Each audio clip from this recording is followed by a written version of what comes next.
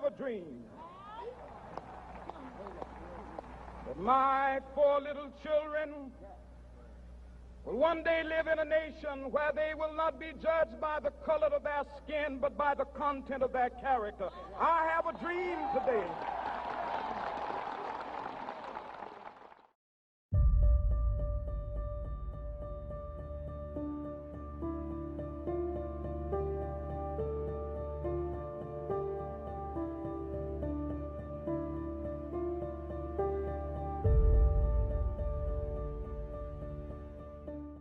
Segregation was widespread in the United States during the 1800s and 1900s, mainly due to the introduction of the Jim Crow laws in the late 19th century. Jim Crow laws were any laws that increased racial segregation in Southern America. These laws were enacted by the legislatures of many racially divided southern states. The Little Rock Nine, a group of 9 student activists, played a major role in breaking the barrier of segregation in the U.S. With their actions, they fought against the Jim Crow laws that had long held the barrier of inequality between colored and white people in the southern United States.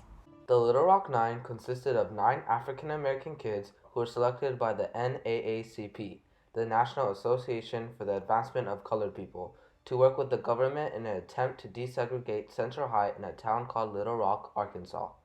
They risked their happiness and safety in their violent school environment every day to help other children come closer to achieving their dreams with a better education and social system.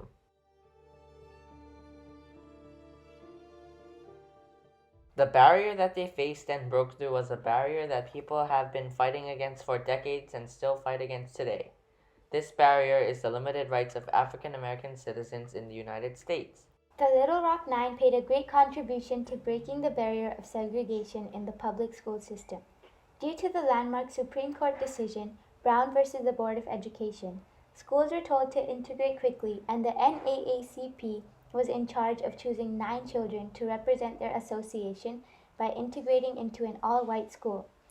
These students, who many called the Little Rock Nine, served as an inspiration for other colored people who were afraid to go against the societal norms and break the limits put on them due to their race. The 9 kids faced racist crowds of Southerners who acted against them solely because of the color of their skin. They were often attacked and bullied at school. On the first 2 days of school at Central High, the kids were not even able to enter the school due to angry mobs surrounding them. Governor Faubus, the governor of Arkansas, was firmly against the desegregation of schools in his state and had ordered the National Guard to block the 9 children from entering Central High on their first day of school. He claimed that by keeping them out of school, he was protecting a peaceful environment for the white children at school. Disorderly mobs have deliberately prevented the carrying out of proper orders from a federal court. Local authorities have not eliminated that violent opposition. And under the law, I yesterday issued a proclamation calling upon the mob to disperse. This morning, the mob again gathered in front of the Central High School of Little Rock, obviously for the purpose of again preventing the carrying out of the court's order relating to the admission of Negro children to that school. Since the children at Central High already knew about the arrival of the 9 kids, the Little Rock Nine were greeted by an angry mob of white students.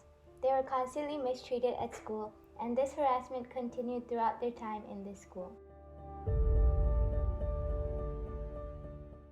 President Dwight Eisenhower heard of the actions of Governor Faubus and ordered 1,200 members of the U.S. Army's 101st Airborne Division to protect the Little Rock Nine during the duration of the school day. However, this did not entirely stop the harassment and bullying from their white classmates. In fact, the mobs and protests were so violent that the students had to be escorted out of a side exit of the school by members of the army and be driven home. Although a big obstacle, this did not stop the students from attending classes at Central High. The Little Rock Nine had already suffered and sacrificed greatly, and it was only their 3rd day of school at Central High. They had many more obstacles to break and hardships to face.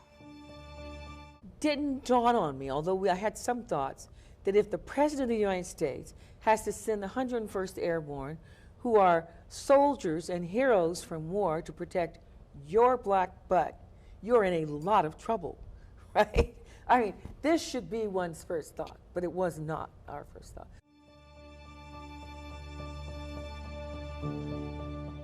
The Little Rock Nine faced extreme cases of bullying and tormentation at school.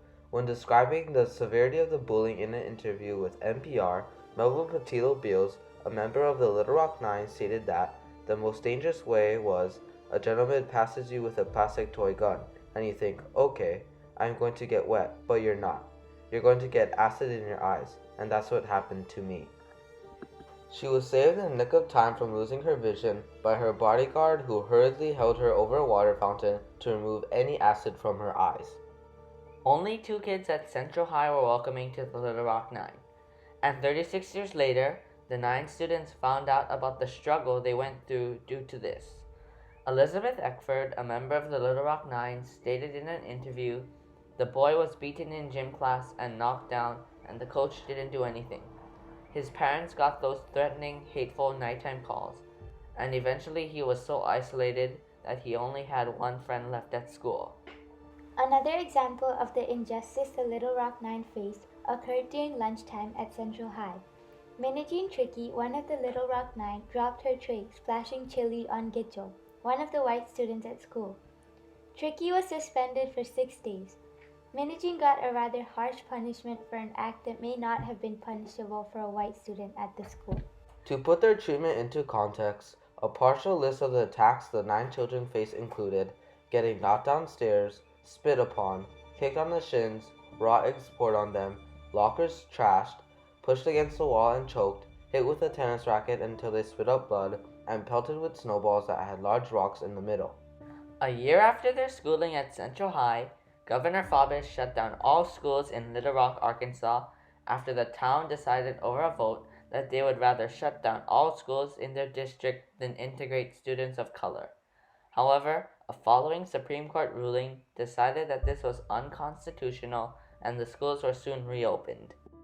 The Little Rock Nine went through severe circumstances to benefit the lives of many children experiencing segregation in the United States. They contributed greatly to breaking the long-standing barrier of racial segregation and discrimination.